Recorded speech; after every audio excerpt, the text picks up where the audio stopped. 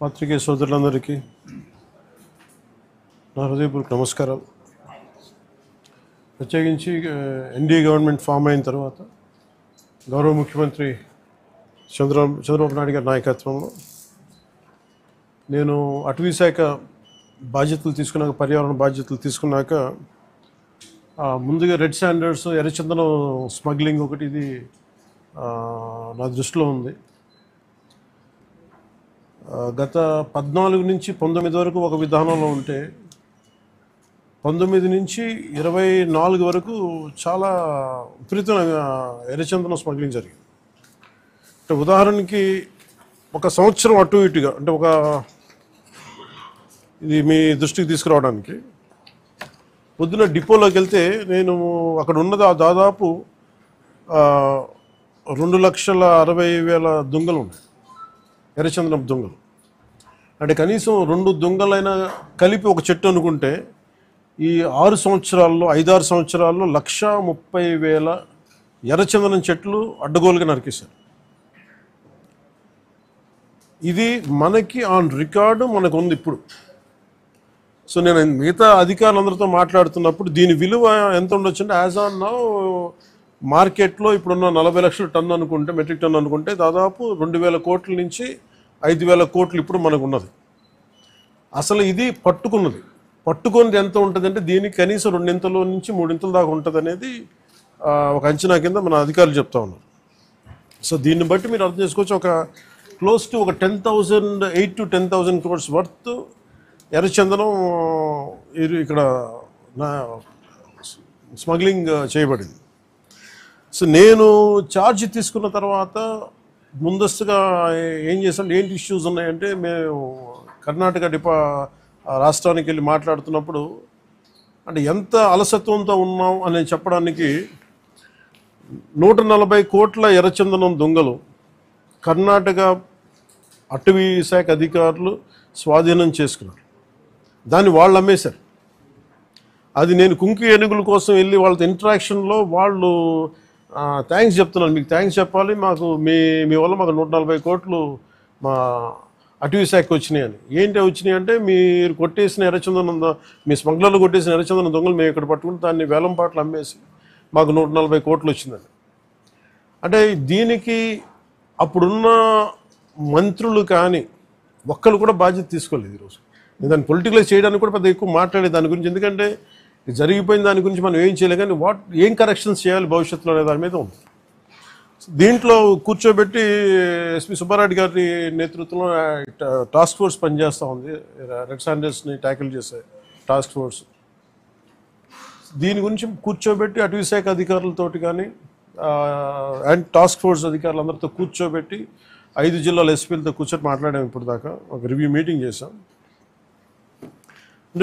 అంటే ఈ మీటింగ్ తాలూకు ఇంటెన్షన్ ఏంటంటే, ఎంత స్మగ్లింగ్ జరిగింది, ముందు ఎంతసేపు ఎర్రచందనం స్మగ్లింగ్ జరిగింది అని, ద వాల్యూమ్ ఆఫ్ స్మగ్లింగ్ ఎంత ఉంది, ఎన్ని దొంగలు ఉన్నాయి మీరు ఊహించుకోండి. 2,60,000 దొంగలు అంటే 1,30,000 పచ్చని చెట్లు ఇప్పుడు ఈరోజు మన కొట్టేస్తే వచ్చినాయి. దీనికి కొన్ని లక్షల చెట్లు కొట్టేస్తుంటారు, కానీ ఇంకో 2 లక్షలు అదనంగా కొట్టింటారు, కానీ తక్కువ క్లోజ్ టు అనదర్ ఒక 1.5 to 2 lakh చెట్లు కొట్టేస్తుంటారు. ఇది మనకి అందరినీ లెక్కేది. ఇప్పుడు అన్నీ వెళ్ళి లోపలికి వెళ్ళి చూస్తే పెద్ద చెట్లు ఏం లేవు, అన్నీ కొట్టేసిన చెట్ల తర్వాత పక్క నుంచి వచ్చే మొలకలు కొంచెం పెద్దగా అయినాయి కానీ. సో ఎర్రచందనం, ఇది ప్రత్యేకించి ఎర్రచందనం శేషాచలం అడవులకే వెంకటేశ్వర స్వామి వెలిసిన ఈ ప్రాంతానికి ఎందుకు ప్రసిద్ధి అంటే, ఇది ఆయనకి గాయం తగిలి ఆయన రక్తం నుంచి వచ్చింది. అందుకని దానికి ఆయన రక్తం కింద పడింది కాబట్టి ఆ రక్తాన్ని వృధా పోనివ్వటం ఎందుకని చెప్పి దానిని ఆయన ఎర్రచందనంగా చేశారనేది ఇది మన శాస్త్రాలు చెప్తూ ఉంటాయి. సో ఎర్రచందనం అనేది అంత ప్రాశస్త్యం దాన్ని. దాన్ని జస్ట్ ఏదో మనం కూర్చొని ఒక చెట్టు అని కాదు, ఇట్స్ ఒక దీనికి ఒక డివైన్ యాంగిల్ ఒకటి ఉంది. సో ఇవన్నీ దృష్టిలో పెట్టుకుని మనం కాపాడుకోవాల్సిన అవసరం, ఎందుకంటే ఒక్కొక్క చెట్టు ఇట్ క్రియేట్స్ ఒక బయోడైవర్సిటీ, ఒక ఎకో సిస్టమ్ క్రియేట్ చేస్తుంది. కానీ ఇటు అడ్డగోలుగా వీళ్ళు డబ్బుల కోసం అడ్డగోలు ఖర్చు పెట్టేస్తే, ఇష్టారాజ్యంగా చేస్తే అసలు ఎవరు ఏమీ చేయలేరు అనుకున్నప్పుడు రాగానే గౌరవ ముఖ్యమంత్రి చంద్రబాబు నాయుడు గారు రాగానే మేము ప్రత్యేకించి మేము పట్టుకుని లా అండ్ ఆర్డర్ ఒకటి, రెడ్ శాండర్స్ మటుకు వీ హ్యావ్ టు పెట్టి ఫర్మ్ హోల్డ్ తీసుకోవాలి, ఫర్మ్ స్టాండ్ తీసుకోవాలని నిర్ణయించుకున్నాం. తీసుకున్న తర్వాత మన టాస్క్ ఫోర్స్ని ఏర్పాటు చేయడం జరిగింది. ఆ టాస్క్ ఫోర్స్లో కూడా ఇప్పుడు దాకా నేను ఎప్పుడైతే మన కర్ణాటకకి వెళ్ళానో, కర్ణాటక అటవీ శాఖ మంత్రి గారిని కానీ గౌరవ ముఖ్యమంత్రి సిద్ధరామయ్య కానీ నేను అడిగింది ఏంటంటే, వీళ్ళ స్టేట్ టు స్టేట్ ఒక కోఆపరేషన్ కావాలి, మాకు ఒక అండర్స్టాండింగ్ లేదు, లెటర్ ఆఫ్ అగ్రిమెంట్ లేదు, లెటర్ ఆఫ్ అండర్స్టాండింగ్ లేదు. ఎందుకంటే నేపాల్లో మన ఆంధ్రాకి చెందిన ఎర్రచందనం అక్కడ దొరికితే, ఎర్రచందనం మేజర్లీ ఆంధ్ర, ముఖ్యంగా మన శేషాచలం అడవులు, ఇక్కడ దొరికింది నేపాల్లో పట్టుబడితే, అది కూడా కొన్ని 100 కోట్లు పట్టుబడితే, నేను ఛార్జ్ తీసుకోగానే ఫస్ట్ పెట్టిన ఇది సంతకం ఏంటంటే అక్కడి నుంచి తీసుకురావడం.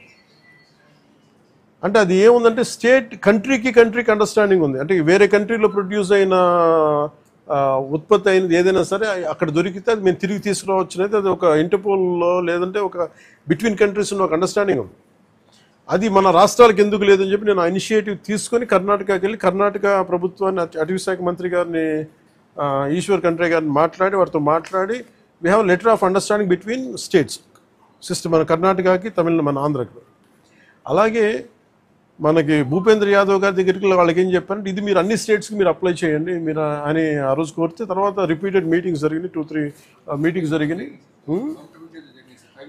5 మీటింగ్స్ తర్వాత నౌ అగ్రిమెంట్ అంటే ఏ స్టేట్లో ఆంధ్రప్రదేశ్ తాలూకు ఎర్రచందనం దొరికినా కానీ మనకి ఆ స్టేట్ మనకు తిరిగి అప్పగించేస్తుంది. అది ఎన్డీఏ ప్రభుత్వం తీసుకొచ్చిన ఇనిషియేటివ్.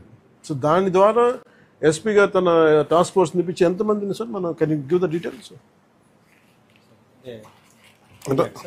లేదు అంటే మిగతా రాష్ట్రాల్లో ఎంత పట్టుకున్నాం కదా, ఒక కిన్ని కేసులు క్లోజ్ టు రీసెంట్గా సార్ గుజరాత్ రాష్ట్రము, తర్వాత ఢిల్లీ, కర్ణాటక, తమిళనాడు రాష్ట్రాల నుంచి దాదాపుగా ఈచ్ రాష్ట్రం నుంచి 4 to 5 tons ఆఫ్ ఎర్రచందనాన్ని మనం సీజ్ చేసి మళ్ళీ వెనక్కి తీసుకురావడం జరిగింది సార్. దాదాపు ఒక 30-40 crores ఉంటుంది కదా, 25 to 30 crores ఉంటుంది.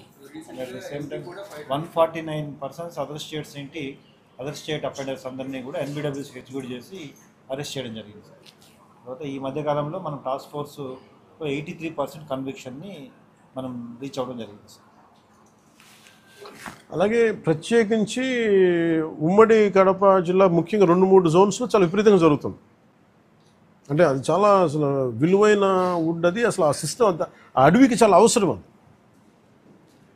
ఒకటి నేను గవర్నమెంట్ మన డిపార్ట్మెంట్ ఫారెస్ట్ డిపార్ట్మెంట్ అధికారులతో కూడా చెప్పింది ఏంటంటే, మొన్న రివ్యూ మీటింగ్లో కూడా ప్రత్యేకించి పేషెంట్ నుంచి నేను మాట్లాడుతుంది, ఎర్రచందనం ఏదన్నా సరే మిగతా అవసరాలకు కావాలంటే తోటల్లో పెంచుకోవచ్చు, ఫార్మ్స్లో పెంచుకోవచ్చు, మేబీ అది వాళ్ళు వాడుకోవచ్చే. కానీ ఇది మటుకు ఈ అడవులకే పరిమితం అయిన వాళ్ళు, ఎందుకంటే ఈ ఎకో సిస్టమ్ని, ఈ బయోడైవర్సిటీని కాపాడేది మొక్క. సో అందుకని దీని మీద ప్రత్యేకించి మేము శ్రద్ధ తీసుకుంటా ఉన్నాం. ఈ ప్రత్యేకించి ఈ మీడియా మీకు ఈ మీడియా సమావేశం నుంచి నేను చెప్పదలుచుకుంది ఏంటంటే, to all the red sander smugglers, 4 king పిన్స్ని ఐడెంటిఫై చేశారు. ఇట్స్ వాళ్ళని ఎలా పట్టుకోవాలి, ఏం తీసుకురావాలంటే దాని మీద చెప్పేవి కాదు కాబట్టి అవి టాస్క్ ఫోర్స్ కానీ state police and with help of forest department దాన్ని తీసుకెళ్తారు ముందుకి. కానీ రెడ్ శాండర్స్ ఇది వెంకటేశ్వర స్వామి గాయం నుంచి పుట్టిన చెట్టు. ఇది సెంటిమెంటల్గా దయచేసి దీన్ని శేషాచలం అడవుల్లోని ఎర్రచందనాన్ని దయచేసి ఎవరు కొనగండి. That's my first appeal. 2, ఎవరైనా సరే ఉపాధి లేక మీకు ఏదైనా కొట్టేస్తుంటే కన్సర్న్ కలెక్టర్ దగ్గరికి వెళ్ళండి, లేదా కన్సర్న్ లీడర్స్ దగ్గరికి వెళ్ళండి. స్థానికంగా ఇక్కడ ఎవరన్నా కూర్చోబెట్టి సహాయపడి దానికి ఏదైనా ఆల్టర్నేట్ ఎంప్లాయ్మెంట్ చేస్తాం తప్ప దయచేసి మీరు ఎర్రచందనం చెట్లలో నరికివేతలు మీరు పాల్గొనకండి. అలాగే మిగతా రాష్ట్రాల నుంచి వచ్చే వాళ్ళకు కూడా ఒక అవేర్నెస్ క్యాంపెయిన్ స్టార్ట్ చేస్తాం, తమిళనాడులో కానీ మిగతా చోట్ల నుంచి కానీ. ఆ క్యాంపెయిన్లో కూడా దయచేసి మీరు ఇక్కడికి వచ్చి దీన్ని మీరు కేసులో ఇరుకోవద్దు, అది చాలా ఫామ్గా చెప్తా ఉన్నాం. ఎడ్యుకేట్ చేస్తున్నాం, అవేర్నెస్ ప్రోగ్రామ్స్ ఇస్తూ ఉన్నాం. ఇవన్నీ అలాగే నేను అడుగుతున్నా, it's also create law and order problems. అది ఎలా చేస్తున్నారంటే, వీళ్ళు నరికి దొంగలు తీసుకెళ్ళిపోతున్నప్పుడు వీళ్ళని ఆపాలనుకున్నప్పుడు వీళ్ళు లైసెన్స్ ప్లేట్ లేని కార్లు కావచ్చు, లేదంటే అసలు ఇంజన్లో కూడా చాసెస్ మీద నెంబర్లు చెడిపేసి దొంగతనం చేసిన కార్లు, అది ఒక చాలా క్రమబద్ధీకరణతో జరుగుతుంది, చాలా మెథాడికల్గా జరుగుతుంది. సో వీళ్ళకి మేమేం చేసుకున్నామంటే, 1 సింపుల్ వార్నింగ్ అందరికీ ఇస్తుంది, ముఖ్యంగా రెడ్ శాండర్స్ అందరికీ కూడా. రెడ్ శాండర్స్ని ఎవరైతే సపోర్ట్ చేస్తున్నారో, మీరు స్మగ్లర్స్ కావచ్చు, కొట్టేసే వాళ్ళు కావచ్చు, కింగ్ పిన్స్ కావచ్చు. It's a very firm warning to you all. Operation Kagar లాంటిది ఎక్స్ట్రీమ్ లెఫ్ట్ వింగ్ ఎక్స్ట్రీజంనే హ్యాండిల్ చేయగలిగినప్పుడు ఈ కంట్రీ, ఒక ఐడియాలజికల్ బేస్డ్ ఉన్న వాళ్ళే కూర్చోబెట్టి కష్టమైపోతుంది లొంగిపోతున్నప్పుడు మిమ్మల్ని తాట తీసి కూర్చోబెట్టేస్తాం స్మగ్లర్లందరినీ. It's just a political will అంతే. మీరు కనుక ఇదే పనిగా చేస్తే 6 to 9 months ఆర్ 1 year అదే పని ఆపరేషన్ పెడతాం మీ అందరికీ.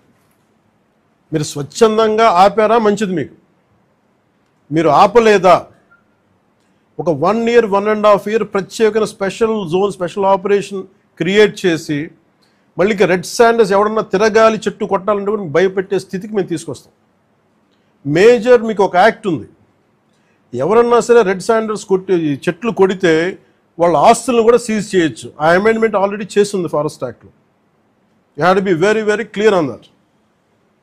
సో ప్రభుత్వం ఇంకా ఆలోచిస్తూ ఉంది తటపాయిస్తుంది, ఇంకా ఆ తటపాయింపులు లేవు. మీకు వెరీ స్టర్న్గా వెరీ ఫర్మ్గా చెప్తున్నాం, రెడ్ శాండర్ స్మగ్లర్స్ అందరికీ కూడా, దాంట్లో పాల్గొనే వాళ్ళు ప్రతి ఒక్కరికి కూడా it's a matter of time. So మీ అందరూ కూడా మర్యాదగా మీరు వెనక్కి వెళ్ళిపోయి వేరే పనులు చూసుకుంటారా లేదా ఇవే చేస్తారనేది చాయిస్ ఇస్ యువర్స్. ఎందుకంటే వన్స్ మేము ఆపరేషన్ స్టార్ట్ చేసినప్పుడు మటుకు ముఖ్యమంత్రి గారి దృష్టికి తీసుకెళ్తాం, ఆల్రెడీ ఆయన స్టార్ట్ చేశారు. ఇవన్నీ కాకుండా మేము బోల్డ్గా నరికేస్తాం, మమ్మల్ని ఎవరు ఏం చేయరంటే ఇది ఒక ఎన్డీఏ గవర్నమెంట్, గుర్తుపెట్టుకోండి. It's a tough government. ప్రజల వెల్ఫేర్ ఎంత కోరుకుంటుందో, పర్యావరణాన్ని ప్రకృతిని మీరు విధ్వంసం చేసి ఎర్రచంద్రాన్ని అడ్డగోలుగా మీరు నరికేసి మీకు కనిపించేది ఈరోజు వెళ్ళి చూస్తున్న 1,60,000 ఎర్రచంద్రం చెట్లు నరికేసి ఎన్ని వేల కోట్లు డబ్బులు చేసుకున్నారో ఎవరిని మేము వదలం. ఇది మేము ఛాలెంజ్గా మీరు తీసుకొని మీరు చేస్తారంటే సంతోషంగా తీసుకోండి, ఆ కాన్సిక్వెన్స్ మీరు ఫేస్ చేద్దరు. ఇది చెప్పడానికి మీ అందరికీ పాత్రికేయ సోదరులందరికీ తెలియజేస్తాం. Thank you sir. Jai Hind sir. Courts ద్వారానా సార్? కోర్ట్స్ ద్వారా అన్ని పనిష్మెంట్స్ ఉన్నాయి సార్ క్లియర్గా. నేను అనేది అంటే ఫస్ట్ ప్రైమరీగా ఏం చేయాలి sir? The biggest thing is మన ఇంట్లో మన పెరట్లో నుంచి వెళ్ళిపోతున్నప్పుడు ముందు మన పెరట్ని మన బార్డర్స్ని రక్షించుకోవాలి ఫస్ట్. వెళ్ళిపోయిన తర్వాత పోర్ట్లు వెళ్ళక ముందు మన కంట్రోల్లో ఉండగా మనం ఆపడం ఫస్ట్ ప్రయారిటీ కింద పెట్టాను. అదే మీరు అన్న మాట డిస్కషన్కి వచ్చింది. వేరే స్టేట్లతో మాట్లాడటం, నేను కర్ణాటక వెళ్ళి మాట్లాడగలను, తమిళనాడుతో వెళ్ళి మాట్లాడగలను, లేదంటే ఎస్పీ గారు మొన్న టాస్క్ ఫోర్స్ వాళ్ళు వెళ్ళి గుజరాత్ నుంచి పట్టుకొచ్చారు, సీజ్ చేశారు, ఢిల్లీ నుంచి సీజ్ చేశారు. ఇవన్నీ చేయొచ్చు, కానీ వాటన్నిటికంటే ముందు అసలు ఇక్కడి నుంచి ఒక మొక్క కూడా కొట్టకుండా ఉండి. ఎందుకంటే రాజస్థాన్లో వైష్ణవైట్స్ ఒక చెట్టు కొడితే దానికి ఒక యుద్ధాలు జరిగినాయి. సో అలాంటి నేను కోరుకున్న స్థానికంగా శేషాచలం అడవుల్ని మనకి వెంకటేశ్వర భక్తులందరూ కూడా మీరు కాపాడుకోవాల్సిన అవసరం ఉంది. ఒక్క చెట్టును కూడా కొట్టకుండా చూసుకోవాలి. నిజంగా అది మీ భవిష్యత్తులో ఫర్నిచర్కి ఏదైనా కావాలనుకున్నప్పుడు చాలా చోట్ల ఫామ్స్లు పెరుగుతుంది. దయచేసి మీరు దాన్ని పెంపొందించేలా చూసుకోండి తప్ప దయచేసి శేషాచలం అడవుల్లో ఉన్న ఎర్రచందనాన్ని దయచేసి ఎవరు కొనొద్దు, దయచేసి దాన్ని ఎంకరేజ్ చేయండి.